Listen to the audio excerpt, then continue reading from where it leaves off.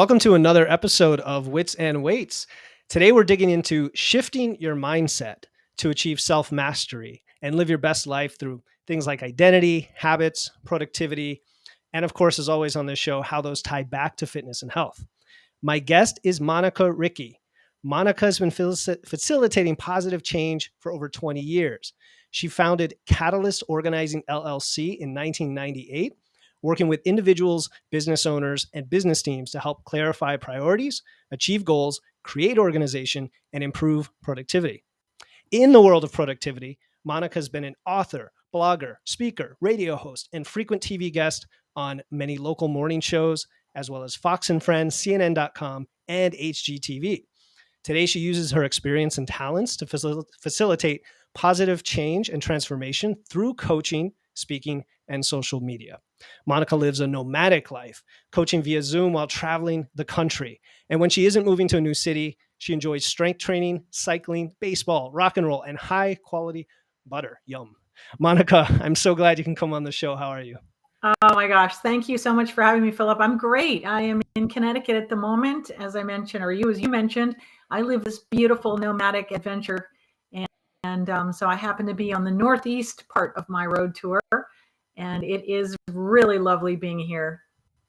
Yeah, we were talking about the beautiful fall because we're recording this in November, and I'm also in Connecticut, and it's so awesome to hear about your ability to travel. And when you say the north, this is just where I'm from, but the country is huge. So I'm really excited to talk to you because you have this background not only in health and fitness, but in personal development and mindset.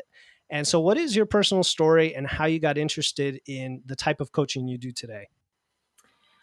Well, sometimes I know for myself, I can't even see the beginning of when I started to get interested in personal development. If I follow the line back, it's almost like you can't really tell where it starts because it starts so small sometimes.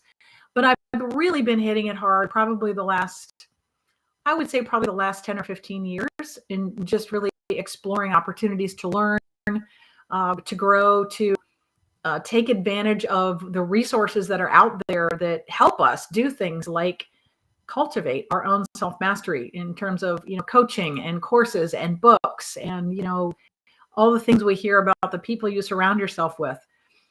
And so as I was building my business back in it was really the turn of the end of the last century, which is the 90s. It's amazing. It's been that long, but I started that business in 1998 with the idea that one of my strengths is helping people to get to the core of issues and simplify things. And I translated that into physical simplicity, organization, and decluttering. And so that was kind of the beginning of the personal development work that I did, because organizing someone's environment, and indeed organizing your own environment and building the skills to do that, is definitely an exercise in personal development, because it takes discipline, it takes learning, it takes a certain skill set, a certain habit set, right?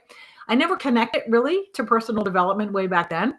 I just kind of recognized that it was a need in the marketplace and I had a skill for it. And so I just jumped in and started doing it. And it grew sort of really organically. I am, oh, I shouldn't even say this.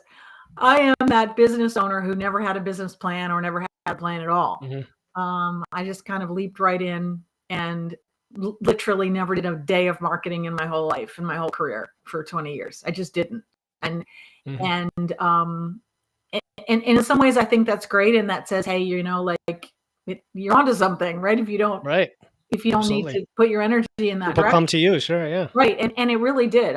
Opportunities just came. It was such a beautiful existence. And it was probably about 4 years into it that I really started to get a grasp on how important the work was that I was doing for the people that I was doing it for. It wasn't about the spaces, it was about the people. And there were times when I realized that just the conversation we were having was the important piece, that it wasn't about remaking the closet or, remaking the office or whatever it was we were working on. But it was the conversation that happened in that space that was transformative. And that's what I latched onto Mhm. So many years later, when I began to feel like it was time for me to exit that industry in that specific capacity, I still I still am in the service of productivity. It's just that I'm not doing it exactly the same way, sort of a different channel Sure. now for the coaching and the masterminding and such, right? But that was, I guess, really my foray into working in the personal development space. It started way back Mhm. then, and it continues today. As you mentioned, I travel and I do Zoom, and it's a really beautiful existence because it allows me to reconnect with people in my life that I haven't seen in a long time. And it also allows me to continue to work and contribute in that way.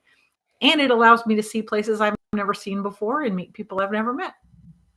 It's amazing, your story, how you engaged in passions along the way that eventually kind of converged into something you didn't expect, right? You tell me about how you focus on productivity and organizing, but now it's the organization of your life, right? It's the development of things and organizing of things, and now the development of yourself and your um, and then the nomadic life prop. I'm assuming the whole pandemic and everything moving online and technologies flourishing like that also maybe facilitated the ability to do that. So what tell me a little bit more about the coaching that you do today in terms of personal development, and also maybe, I don't know if you want to tie that into day 13 that you mentioned before we talked today. I don't want to give it away. The coaching that I do today is I do a combination. I do private coaching and I also do group coaching and business team coaching. And what we work on is sort of a mixed model. And what I mean is a mixed model is we work on things that are very tactical in some Mhm. cases, very granular, but we also work higher level. Like we work on things like who are you being, right? Who do you need to be in this situation? Um, who have you been in the past that hasn't worked? And how do you embody this new identity moving forward so that you can create the habits you want to create to create the outcomes you want to create, right? So there's all this kind of higher level, a little more esoteric stuff, but when it comes down to it, those things translate to actual specific actions. Mhm. So we go broad to narrow, and that's where we focus our attention, is in the everyday habits, actions, and disciplines that really build a life. Mhm. Yeah, and that's so aligned with a lot of what I do as well with nutrition coaching. Like you said, it's not necessarily where you've been or where you are today and what you embody today. It's the future you, right? Act as if that's where you're going to be, and now where's the gap? And I love that approach, because yeah, it is up here, but it drives down, down, down, down to today in the moment in front of us. And we can So talk then when it, about that yeah, in a little bit. yeah, We can give some really granular and concrete examples because I know folks who watch podcasts, they watch for a reason. They want information, yes, they want takeaways, they want to be able to go, I want to do something new now. yes, And we can absolutely talk about how the higher vision of who you want to be and who you strive to be translates into a singular action every day. And that is really the powerful part of this kind of coaching, is that it involves not only that instructive part, but hmm, also it involves the community and the accountability piece, which is so supportive. They're kind of like the guardrails hmm. in life, is having that community and then also the accountability, so that you're not alone in this journey of change and mastery. Great. Yeah, and I'm all for the listener getting as much value and strategies out of this as possible. So do we start there? Do we start up at maybe, a lot of people know what to do, right? And maybe not, but a lot of people have sort of the education, or they listen to a lot of podcasts, and they may personally know what they need to do, but they get overwhelmed of taking that first step of being consistent day in, day out, right? That's the overarching challenge for a lot of people. So how does someone develop that skill or habit over time and create those outcomes? I think you refer to that as the law of accumulation. I love the law of accumulation, which essentially just says that small changes applied consistently add up to great results. I mean, it's pretty straightforward, right? And Hmm. and during my fitness journey, my fitness transformation, I started my fitness transformation in 2019, and I didn't intend for it to be a transformation, frankly. I had no idea what was going to happen, but it set off this cascade of events and changes in me that led me to where I am today. But during my fitness transformation, I just showed up. I just showed the heck up Mm. every day. And I didn't know the end result, but what I knew was that if I showed up every day, something would change. What I didn't realize was that I would change. in the process Mm. was that I would become a new person. And when you mentioned the what, why, and the what, people know what to do. Sometimes they do, sometimes they don't. Mhm. But let's assume that people know what to do. And I love using the container of health and fitness. And the reason I love using it is because every single person can relate to it. Every single person has had this conversation with themselves around their health and fitness. It's not some magical Mhm. thing that only a few people can understand. So most people know what they need to do. What they miss, though, is the why they want to do it and who they Mhm. have to become in order to do it. And Mm. that's where the coaching comes in, right? That's where For sure.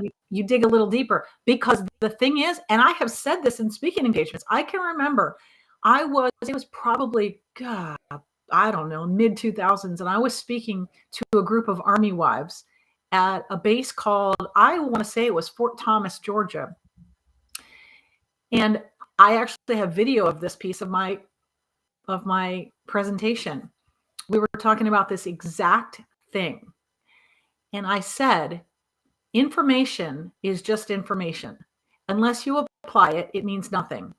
Mm. For example, I know what I need to do to lose 15 or 20 pounds. Mhm. Am I doing it? No, I'm not. So that was me, like in the past, saying exactly what I'm saying now, right? Which is the information isn't the magic. The knowing what to do is not the magic. Because Mhm. if that were the magic, everybody would be everywhere they want to be right now. Yeah. It's the getting yourself to do it. And that's what self mastery is. And it's very it's very core in the essence. Self mastery is the ability to get yourself to do the thing you need to do, whether you want to or whether you don't. Regardless of how you feel, acting, that is self Yeah. mastery. And I love how you also put it earlier as showing up. If you don't show up, you can't change, and you can't become that future you, whether it's the lighter, stronger, fitter, happier, whatever you want to call it, version of you. And the term self mastery really resonates with me because I think my podcast description actually has that exact term. So you really resonate with me there. Oh my. So yeah, yeah, no, I love that phrase, right? Of the future you. So let's dig into the habits then a little bit more, because like you alluded to, that this is kind of the missing skill. We often know what to do, and if we don't know what to do, I think people know how to seek out information and education. Um, but if people could grasp and develop habit building, right, it would cultivate the consistency we talked about and the small results we talked about. So is there something about the science of habit building that we're all missing or don't understand? Something you could let us know that's actionable, where I can learn more about habit building itself so then I can apply that skill. Yeah, absolutely. There's so much on habits that is out there right now. Hmm. BJ Fogg talks about habits in his book. I think he's the one who wrote Tiny Mm, Habits. And James Clear, I love his content in right. Atomic Habits as well. Right. And so, like, for example, the James Clear model of the habit loop, which is the cue, the craving, the response, and the reward. It's the circle all the time, Hmm. around and around and around we go, right? And we don't even realize how much of our lives are habituated, but they are. And that's our brain's way of conserving energy, and our brain's way of getting us through the day without being completely exhausted, is that anything we do repeatedly, the brain just goes, okay, duly noted, boop, boop, and it puts it in the back Hmm. for, like, just, okay, now it's second nature. But the good part is good habits can become second nature. But the bad part is unconscious habits, just kind of easy default ways of being, also become second nature and very ingrained and entrenched as well. So when we break down the habit loop and we look at the cue, the craving, the response, and the reward, there are certain things we can do to interrupt that loop, to either add new habits we want to incorporate into our lives, or stop existing habits. And Tony Robbins will say, you can't just stop an existing habit, you have to replace it. Replace it. Okay. So, and I find that's probably true, because stopping something leaves a vacuum for something else to come in. So you want to be able to choose what that thing is, right? We've often heard that folks who stop one behavior, like, for example, an addictive behavior of any kind, often will just substitute a different addictive behavior Hmm. for it, right? It may switch. They may go from, being addicted to one substance to then being addicted to food, for example, Hmm. or gambling, or whatever it might be, right? So the way that we interrupt that habit loop is by looking at the habits that we want to change or replace, I should say, Mhm. and making those habits difficult, making them inconvenient, right? So if, for example, your habit is that you're constantly checking your phone at dinner and that's impacting your relationships, and I got to believe that's a thing. Sure. So you then ask yourself, okay, if the habit I want to replace is that I want to stop checking my phone at dinner because it makes my spouse or my partner or my kids feel disconnected from me, how can I make that difficult? Okay, well, how can we? Let's look. You can put the phone across the room or Mhm. in a drawer or upstairs, right? So again, you're putting barriers between you and that automatic behavior. Right. And then similarly, you want the habits that you do want to be easier. So you design your environment around making the resistance as low as possible between you and your Mhm. new habit. And we always hear this, put your gym shoes at the out, Sure. right by your bed, or pack your gym bag the night before, or Right. sleep in your gym clothes, or whatever it may be, Sure, right? I've said those myself, yes. Yeah. Removing the friction and the Friction. barrier to the Mhm. ones you do want and putting in barriers to ones you don't want. That's your Right. first thing to think about. Right. So somebody can inventory their day, right, and think about those things that get in the way or cause friction, or like you said, the phone at the dinner table that I know it's causing a problem. Again, people know this stuff. It's not like they're clueless about it. It's just they get into a routine, and day after day they come home from work, they're tired. It's like they don't want to think about it. Do you take a piece of paper and kind of write down the top 3 or 4 for the day, and then right next to it either the replacement or how to make it harder? I mean, depending on which direction you want to go. Is it that simple? It's, I would say, do one or two at a time, one or two Mhm. habits at a time, right? And I would say to ask yourself questions. Ask yourself. Don't just tell yourself, but actually ask yourself and inquire. Because by asking yourself, you're consulting your higher self, your inner knowing. You're not just thinking. It's kind of a little bit of a shift, because if I look around the room and I ask myself, what needs to be done in this room today? I'm engaging that part of myself that is sort of the I guess it would be the higher self that can see things through a different lens than I Yeah, can. like the Socratic Yeah, mind, you know? Yeah. yeah. What needs to be done today? Mhm. Same thing. How can I make this harder, or how can I make this easier? And also asking someone else is helpful Right. too, Sure. right? Getting a different perspective can be helpful in that process. And also, if we look back at the ABCs of habit building, which is an action, a behavior, and a celebration, which I'm pretty sure is BJ Fogg, the acknowledgement of every time you do or don't do the thing is really also an important part of it, right? Mhm. You get that celebration of, look at me, look what I did. I left my phone in the drawer and I didn't die, Right. right? At dinner time. Or I went to the gym and I feel so great about myself. Yes, that high five, like that's totally who I want to be today. Sure. And that ties into the identity, right? Of who do we want to be? It's not just the what are we doing. We are Sure. integrated beings. We are mind, body, soul, spirit, right? Mhm. So moving the body is really important to get the head to follow, Right. and also integrating the head in the acknowledgement what makes the body want to move more. So it's a Mhm. sort of a spiral. It's like a cycle. It's really lovely. Got it. Who do we want to be? And I Yeah. guess we can stack that onto getting our steps pacing around the house as we reflect on that. Yeah. Yeah. So as one other technique comes to mind, I wanted to ask you about, and that's habit stacking, where you're combining something indulgent.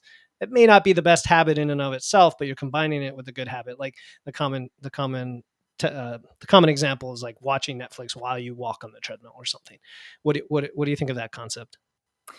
I think habit stacking is wonderful, because you're already in the habit of doing something. And so using that as your cue, like if we go Hmm. back to the clear model, the cue, which leads to the craving, right? And Hmm. so you already have a cue in place. So when I do this, I will also do this. Or Hmm. after I do this, which is solidified, and I always use brushing teeth, because There is nobody that I've ever spoken to who has a problem remembering to brush their teeth in the morning and at night. We've been Sure. doing it since we were tiny babies, right? Hmm. So that's one of the most ingrained habits that we have, or taking a shower, or anything else that you Sure. do without thinking. If you can attach and stack a new habit onto an existing one, it's like a little link, right? And it connects it. And so eventually you begin to view those things together. When I get up in the morning, uh, I will brush my teeth and then I'll meditate, for example. I'm just making that up, right? If Hmm. you're not in the habit of meditating.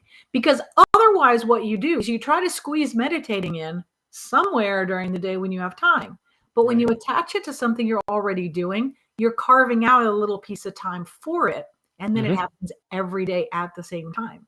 And then once those two are solidified, you can actually stack another one on top. So Hmm. by the time you're, 6 weeks in or however many weeks in, you've got a stack of little morning things that you do that create a super foundation for you It's awesome. to set your day upon. Yeah, it's awesome. And for people who think they don't have enough time, that sounds like a great technique too, because some of these things are done, simultaneously, right? So they're more efficient. Actually, I was just talking to a client who likes to drink a lot of coffee, and we were talking about getting enough hydration, not getting dehydrated. And we said, why don't we, every time you pour a cup of coffee, pour a glass of water, put some lemon and salt, and make both together. And then when you're done with the coffee, now you have the water to kind of last you until until the next coffee. Um, Anyway, so I watched your YouTube video about micro stepping, which sounds also in this realm of creating change. Can you explain that concept? I don't know if it's different than what we've been talking about or not. Go ahead. It's not Yeah. really different. It's just a matter of shifting your mindset from taking huge, massive actions all at once to taking Hmm. tiny little actions and recognizing that those are incredibly valid and that they are the way to get to big changes. I saw a really cool graphic not long ago, and it was just a little pencil drawing, and on one side it had a picture of a ladder, a really tall ladder, and a little stick figure guy at the top, and on the other side it had a picture of a really tall ladder, and there were only about a quarter of the number of steps, and the steps were really far apart, Hmm. and the Okay. little guy was on the bottom because he couldn't reach the first step. So the whole point was every step is important. You can't get to the top Yes. if you can't reach the first step. And so it's that idea we've so conditioned ourselves to believe if we're not going to the gym for an hour 5 days a week, hard driving that we're failing. But that's not how you get there. You don't go from 0 to 100. You don't go from the standard American diet to carnivore in one day. Hmm. You don't do it. You step your way there, right? You change in slow incremental parts. Same with any habit. You Right. step your way there because in the small steps, you create wins. And every time you create a win, your brain wants another win. And that's why it's important. The micro steps are important because you set yourself up to succeed Hmm. multiple times a day. That's so motivating, Monica. I love your energy, by the way. The micro stepping, it is a nuance in this discussion because up till now we've been talking about habits and replacing things, but if people realize that also if they feel that new habit or replacement is kind of a big jump, how do you break that back down to a much smaller jump? Like if you're getting 5 hours of sleep today, you're not going to get 8 hours of sleep immediately next week, but you might get 5 and 15, right, or 5 and 30. So Yeah. I'd love that concept for people. Absolutely. Yeah. And the other thing too is if you look at how if you look at how you would approach teaching a child how to do something and and then you look at how you approach teaching yourself how to do something new, Mm, very often it's very different. mm, Why why yes. why would we expect a child to go from not being able to ride a bike to being able to ride a bike with no training wheels? We wouldn't. Right. We wouldn't. We would never set our kid up for failure like that, would we? Yet we set Right. ourselves up for failure all the time, every day. Yep. You don't go from counting coins to algebra in, in one day. It takes years of school, right? Yeah. Okay. Awesome. So I guess I want to talk a little bit about fitness specifically, and then also some of the you mentioned like very actionable strategies we can get into. Um, And we love to talk about fitness and body composition through muscle building and fat loss on this show. Many people are trying to lose weight, right? And the traditional formula is eat less, move more. You see people doing tons of cardio, constantly restricting themselves through dieting. Tell us what about something you call the exercise myth and what the right approach might be for someone trying to lose fat. Maybe we could tie it into all the habits we just talked about. Okay. Well, the first thing I need to share with you is that I'm not a personal trainer, Hmm. and I am a health coach. Among my other coaching, I also am a certified health coach. So I just like to put that out there because it is not in my wheelhouse to create training plans or anything. But what I will say about Hmm. the exercise myth, which is people put their attention on the wrong process or the wrong part of the process when they want to lose weight and get in shape. Most people that come to me for health coaching are frustrated. And when we have our initial conversation, 99% of the time, one of the things that comes out of their mouth is, I should be what? Hmm. Exercising more. Yes. And 99% of the time, they're wrong. What they should be doing is shifting the attention from the lack of exercise to the power that they have over what goes in their giant hole in their face, For sure. right? Yep. So one of my clients dropped 70, no, not quite 70. She dropped her first 40 and in about 3 months. And I specifically said to her, do not worry about exercising. Do not. Your knees Hmm. are not going to be able to take it right now at the weight she was at. And she was astonished that she would, created this result in her life. And that was just really proof to her that exercise is wonderful as an adjunct, but it is not the magic that you're not doing. So many people have this belief in themselves, about themselves, that if they could just get to the gym more, that would be the thing. And it's Hmm. not. It's Hmm. just not. And they don't often want to hear it because what it means is they have to change the thing they do all the time, all day, which is the way they eat. It's Hmm. actually easier to blame your lack of exercise than to look at what you have to do every day, which is make hard decisions every single meal. Hmm. But that's part of self-mastery. And that's part of an identity shift, right? That we were talking about earlier, is coming to grips with what is true and Right. loving and accepting what is true. You don't have to like it, but you do have to accept it. Right. And so related to that mindset shift, I know I've heard you mention that identity drives behaviors and vice versa. So what do you mean by that? And how does that apply to what we were just talking about? Well, every behavior that we do is a direct reflection of what we believe about ourselves, of who we believe we are, right? Our identity leaks out of us in our actions. And so if we can change either one of sides of those, it's like an equation, right? If you change one, you begin to change the other. Or if you change this one, you begin to change this one. Ideally, you change them both at the same time. And then you really start things moving. So if I believe that I'm a healthy person, if my identity is an athlete, if my identity is a focused business leader, right? If that's my aspirational identity, then I get to ask myself, well, what would an athlete do? Or what would a healthy, fit person eat? Or what would a focused business leader show up like in this conversation? Having those identities, those aspirational identities as touchstones informs the granularity. And that's what we talked about earlier about going from broad to narrow. If my identity is up here on the top line, it trickles down into day-to-day actions that Hmm. then reinforce that, yes, that is who I am. In fact, I just had a moment that I'd like to share with you. About a half an hour ago, Oh, you mean you just had a moment? Okay. Yeah. I Okay. just had a moment, Okay. an identity moment. Yes. About a half an hour ago, I finished recording a 1-minute promo video for a speaking engagement that I'm doing in March at a conference. And I had to record it a few times because, it's not You perfect. want it polished. Yeah. Right. Yeah. I want it good. So I recorded it, I finished it. And as I was walking down the stairs, I said to myself out loud, man, I nailed that. And then I said, because that's what I do. Hmm. I nail things. I am awesome on camera. And it just, I'm just reinforcing the identity that I am awesome on camera and that is my wheelhouse. And of course I nailed it. That's what I do, right? It's incredibly powerful to acknowledge yourself in that way, the same way that you would acknowledge your best friend. You'd high five them or you'd slap on the back or you'd do whatever. Man, you nailed that thing. Mm-hmm. Why do we not do that for ourselves? We got to do that every day. You nailed that. Oh, yeah. Yeah, love it. It's just like you to do that. It is just like you to nail that thing, whatever it is. It's just like you to get up and work out in the morning.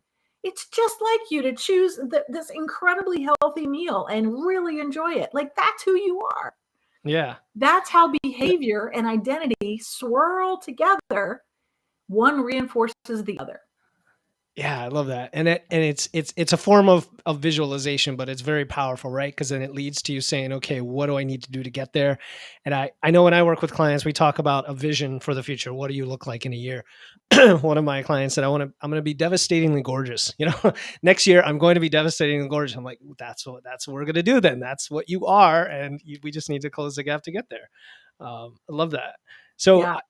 there's another thing you talk about in terms of being an outlier, and I don't know if you mean that in a so for example, we talk about research-based fitness and evidence-based fitness here, and most research is done and you have most data points fall in a normal curve, right? Like a bell curve that people are familiar with. And most people, very few people fall at the tails of those curves, but the people that do tend to be the ones that are more successful. Like the fact that only 5% of people keep their weight off, after 5 years when they lose it.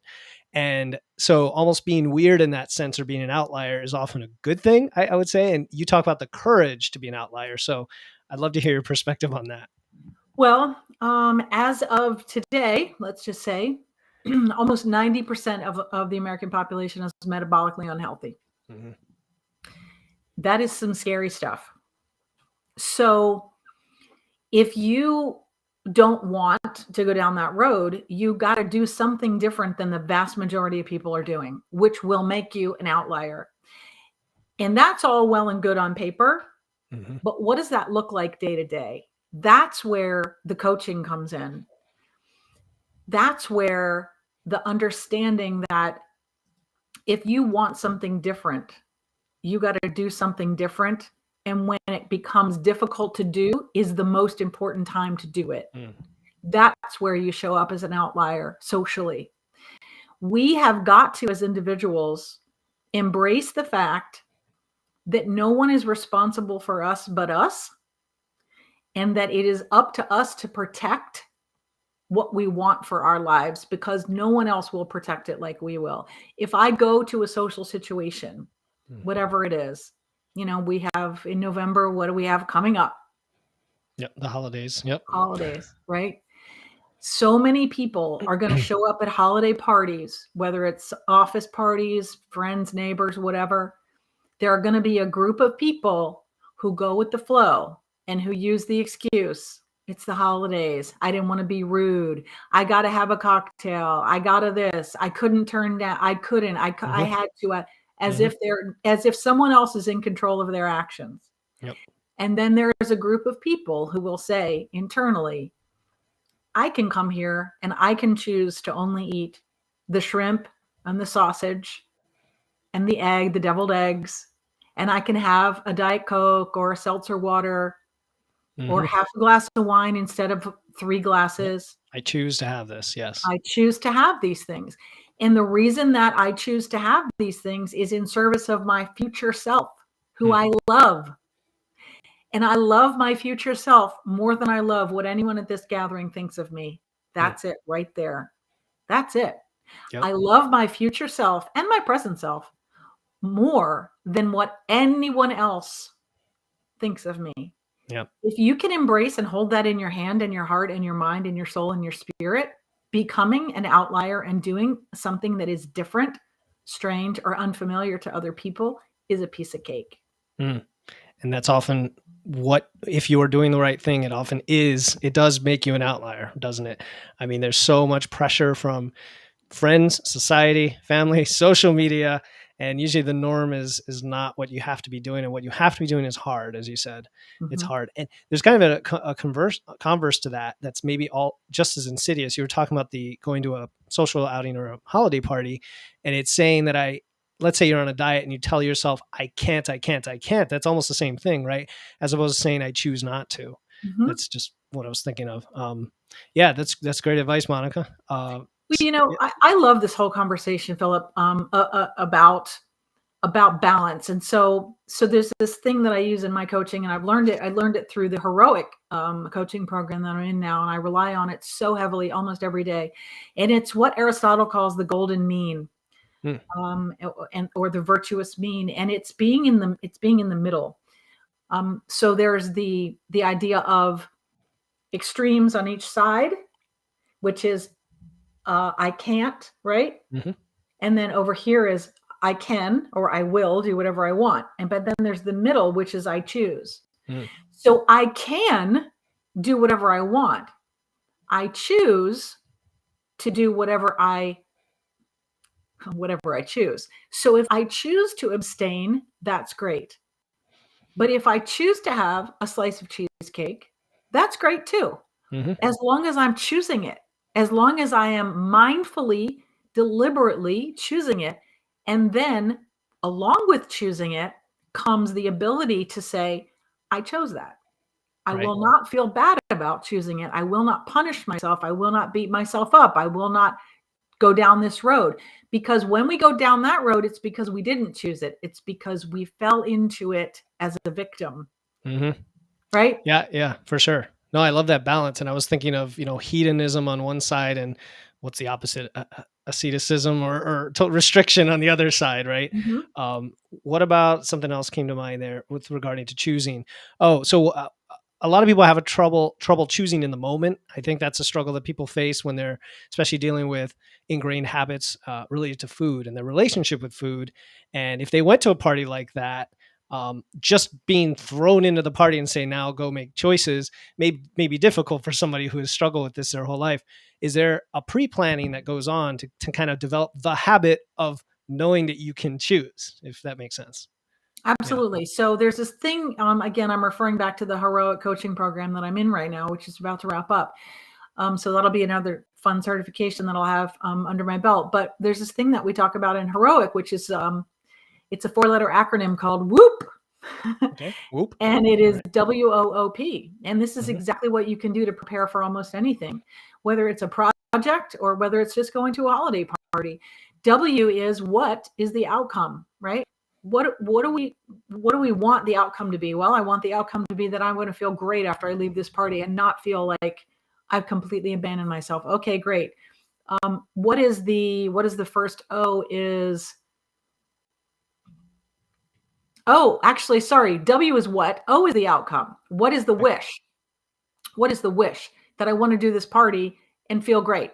What is the outcome? Which is why do I want to feel that way? Okay, well, Mm, because I like my self mastery. I want to stay on and maintain the progress that I've already made. Okay, great. What's the obstacle? That's the next O. What's okay. the obstacle that you're going to encounter? And the P is how do you plan for it? So if Hmm. you can anticipate what's coming up around the curve, you're not going to get surprised by it. If you're driving along at night and you're around a curve and all of a sudden you round that curve and there's a bear sitting in the middle of the road, that's a split second decision that you are not prepared for, and you're probably going to crash. But Mhm. if somebody told you, hey, about a mile up the road you're going to hit a curve and there's going to be a bear around there, what are you going to do? You're going to Yeah. drive differently. It's the same thing. So if I know that my weakness is whatever sweets or whatever it is, I'm going to prepare in a different way to go to that party. I'm going to fill myself up in advance with the things Mhm. that I want, fats and proteins, right? I'm going to go there not hungry so that my resolve is higher. I'm Mhm. going to make choices mindfully in the moment to do proteins. And if I feel I can, I'm going to mindfully choose to have a little bit of a cookie or Mhm. one cookie instead of completely losing it, losing all my control, and then feeling terrible about myself. So, absolutely, seeing around the corners of your life gives you a tremendous amount of agency in the way that your life plays out. This is so awesome, Monica. I love this model, and I'm going to use that, and I'm going to throw your name in when I talk to clients about the many ways to do this because um, managing risk, I think of it as managing risk or having a food plan or having a strategy going in. But the way you put it of, hey, we're in control. We know things are going to happen. We've been around the block, for those of us who've been on the planet for 3, 4, 5 decades, we know what's going to happen at a party. It's like, Christmas is coming. So did you save up to buy the gifts? It's going to happen. What are you going to do about it to take total control of your situation? Because it is up to you, even if it's a little hard, but eventually it becomes a habit. Awesome. Okay. Good stuff. So I know you do the self mastery coaching. We've been talking about self mastery. And this really helps people. I think you call it upgrade their life experience, which is another, I like that visual, upgrade their life experience. You talked a little bit about the coaching, but earlier you said we're going to get into some more maybe strategies. Are there other models or details you want to get into on that? Well, I wanted to talk a little bit about what we touched on earlier, which Hmm. is what which is the three components of the identity to behavior sort of Okay. line, right? When you connect identity to behavior, there's a thing in the middle, which is the attribute. And I'll give you a very concrete example. If your identity, your aspirational identity, let's say let's just use athlete because again, it's relatable, is athlete. And the behavior that an athlete would do would be to strength train 3 times a week and do a little bit of cardio 2 days a week. Well, in between those is our ways of being, our attributes, right? So an athlete might have attributes of consistent. That's an attribute, right? That would be great. That would support those behaviors. An attribute of positive, an attribute of hopeful, an attribute of let's say courageous, right? You get to assign to your identity athlete all these ways of being so that you show up in those ways to Okay. execute on the actual action. It's Not just a not that you nice, necessarily have these strengths to begin with. We're again looking in the future, like yes. we will embody these things. Okay.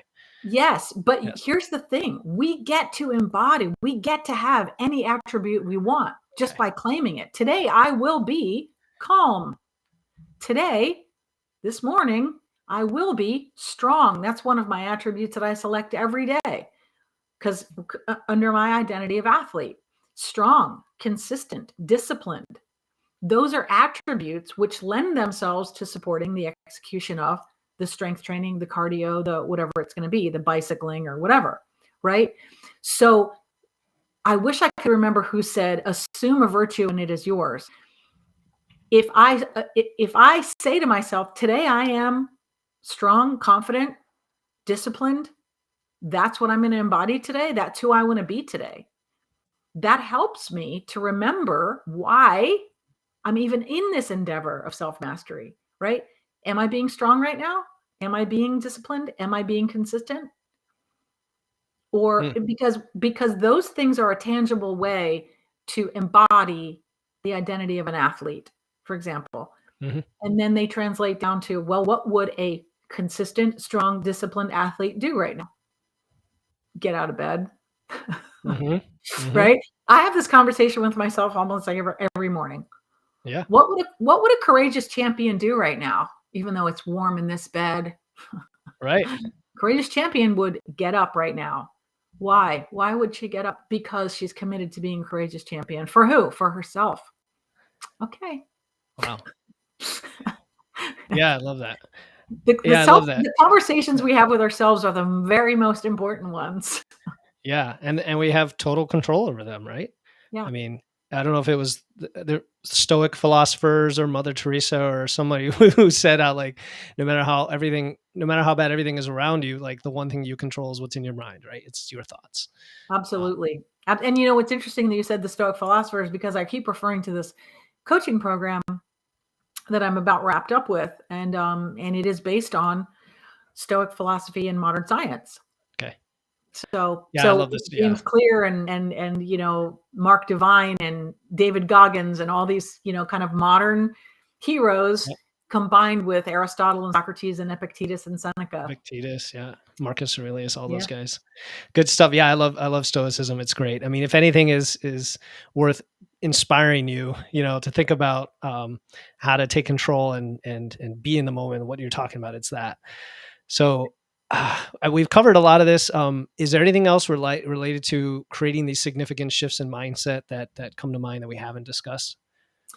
I don't know if there's anything we haven't discussed. I mean, there's probably a lot we haven't Yeah, discussed, that's but that's true.